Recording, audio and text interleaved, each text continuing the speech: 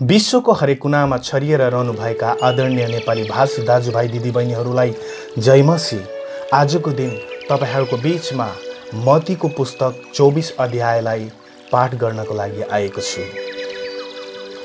त्यसपछि येशू मन्दिरबाट निस्केर जान लाग्नुहुँदा उहाँका चेलाहरू उहाँलाई मन्दिरका भवनहरू देखाउन भनी उहाँको नजिक आए। तर उहाँले तिनीहरूलाई भन्नुभयो, तिमीहरूले यी सब देख्छौ होइन त? साँच्चै म तिमीहरूलाई भन्दछु, एउटा ढुङ्गामाथि अर्को ढुङ्गा रहने छैन, प्रत्येक भत्काएर फालिनेछ। येशू जैतुन डाँडामा बस्नुहुँदा चेलाहरू एकान्तमा उहाँ कहाँ आएर सोधे, हामीलाई भन्नुहोस् यी कुरा कहिले हुनेछन् र तपाईँको आगमन र यस युगका अन्त्यको चिन्ह के हुनेछ? तब येशूले तिनीहरूलाई जवाब दिनुभयो, होशियार रहो, कसैले तिमीहरूलाई भ्रममा नपारोस्, किनभने धेरैजना मेरो नाउँमा म ख्रिस्ट हुँ भन्दै आउनेछन् र धेरैलाई बहकाउनेछन्। तिमीहरूले युद्धहरू र युद्धहरूका हल्ला सुन्नेछौ, न घबराओ, किनकि यी हुनु आवश्यक नै छन्, तर अन्त्य त त्यति बेला नै हुँदैन। किनभने जातिको विरुद्धमा जाति र राज्यको विरुद्धमा राज्य उठ्नेछ र ठाउँ ठाउँमा अनिकाल र भूकम्प हुनेछन्। तर यी सब त प्रसव वेदनाको सुरु मात्र हो। तब तिनीहरूले तिमीहरूलाई सङ्कष्टको लागि सुम्पिदिनेछन् र तिमीहरूलाई मार्नेछन् र मेरो नाउँको खातिर सबै जातिहरूले तिमीहरूलाई घृणा गर्नेछन्। तब धेरैजना भड्केर जानेछन् र ठेस खानेछन् र एउटाले अर्कालाई विश्वासघात गरेर सुम्पिदिनेछ र घृणा गर्नेछ। धेरै झुटा अगमवक्ताहरू खडा हुनेछन् र धेरैलाई बहकाउनेछन्। दुष्टता बढेको हुनाले धेरैको प्रेम सेलाएर जानेछ, तर आखिरसम्म स्थिर रहने चाहिँ बचाइनेछ। अनि राज्यको यो सुसमाचार सारा संसारमा सबै जातिहरूका लागि गवाहीको निम्ति प्रचार गरिनेछ, त्यसपछि अन्त्य आउनेछ। यसकारण जब तिमीहरूले दानियल अगमवक्ताबाट बोलिएको विनाशकारी घृणित थोक पवित्र स्थानमा खडा भएको देखौला, तब यहुदियामा हुनेहरू पहाडतिर भागुन्, कौशीमा हुनेहरू आफ्ना घरमा भएका सामान निकाल्नलाई तल नझरुन्, खेतबारीमा हुने आफ्नो खास्टो लिन फर्कि नजाउन्।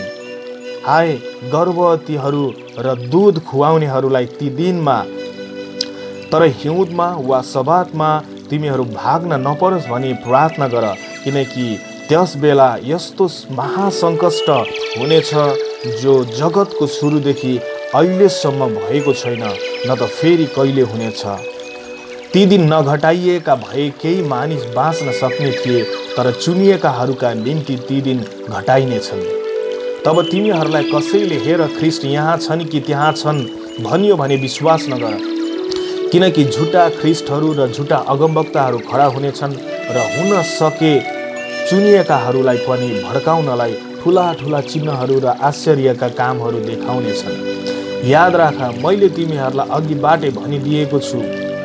यदि तिनीहरूले तिमीहरूलाई हेर उनी उजाड स्थानमा छन् भनी भन्छन् भने बाहिर निस्केर नजाओ, अनि हेर उनी भित्री कोठाहरूमा छन् भने पनि विश्वास नगर, किनकि जसरी बिजुली पूर्वबाट चम्कदा पश्चिमसम्मै उज्यालो हुन्छ, त्यसरी नै मानिसको पुत्रको आगमन हुनेछ। जहाँ सिनु हुन्छ त्यहाँ गिद्धहरू पनि जम्मा हुन्छन्।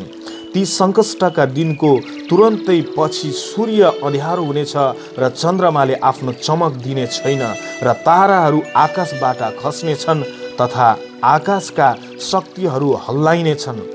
तब मानिसको पुत्रको चिन्ह आकाशमा देखा पर्नेछ र पृथ्वीका सब जातिहरू विलाप गर्नेछन् र तिनीहरूले मानिसको पुत्रलाई आकाशका बादलहरूमा शक्ति र ठुलो महिमा साथ आइरहेको देख्नेछन्।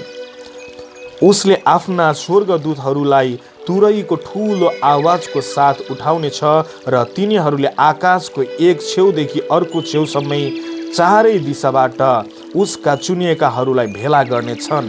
तर अन्जिरको रुखबाट एउटा शिक्षा ल्याऊ, जब त्यसका हाँगा कलिला हुन्छन् र रुखले पालुवा फेर्छ, तब ग्रीष्म ऋतु आएछ भने तिमीहरू थाहा पाउँछौ। त्यसरी नै तिमीहरूले पनि जब यी सबै कुरा भएका देख्नेछौ, तब ऊ नजिकै ढोकामै छ भनी जान। साँच्चै म तिमीहरूलाई भन्दछु कि सबै कुरा नहुन्जेल यो पुस्ता बिति जाने छैन। स्वर्ग र पृथ्वी बितेर जानेछ, तर मेरा वचन बितेर जाने छैन। तर त्यस दिन र घडीको विषयमा पिता बाहेक कसैले जान्दैन, न त स्वर्गका दूतहरूले न त पुत्रले। मानिसको पुत्रको आगमन नोआको दिनहरू जस्तै हुनेछ, किनकि जसरी जल प्रलयभन्दा अगाडि नोआ जहाजभित्र पस्ने दिनसम्म मानिसहरू खाइरहेका, पिइरहेका र विवाहबारी गरिरहेका थिए, अनि जल प्रलय आएर तिनीहरू सबैलाई स्वात्तै बगाइ नलगेसम्म तिनीहरूले थाहा पाएनन्। मानिसको पुत्रको आगमन पनि त्यस्तै हुनेछ।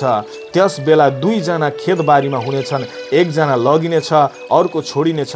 दुई स्त्रीहरू जाँतो पिदिरहेका हुनेछन्, एउटी लगिनेछ, अर्की छोडिनेछ। यसकारण जागा रहो, किनकि कुन दिन तिमीहरूका प्रभु आउनेछ सो तिमीहरूले जान्दैनौ। तर यो जान कि घरको मालिकले चोर रातको कुन पहरमा आउँछ भने जानेको भए ऊ जागा रहने थियो र आफ्नो घर फोर्न दिने थिएन। यसकारण तिमीहरू पनि तयार रहो, किनकि मानिसको पुत्र तिमीहरूले नचिताएको बेलामा आउनेछ।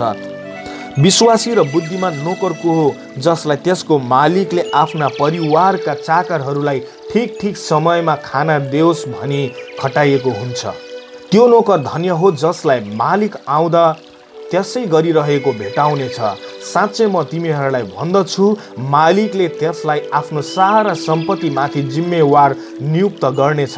तर यदि त्यस दुष्ट नोकरले मेरो मालिक बिगालो गर्छन् भनी मनमा ठानी आफूसँगै काम गर्ने नोकरहरूलाई पिट्न र मतवालाहरूसँग खाना र पिउन लाग्यो भने त्यस नोकरको मालिक त्यसले नचिताएको दिन र नजानेको घडीमा आइपुग्नेछ, अनि मालिकले त्यसलाई कठोर दण्ड दिनेछ र त्यसलाई ढोंगीहरूका माझ फालिदिनेछ, जहाँ मानिसहरू रुनेछन् र दारा किट्नेछन्।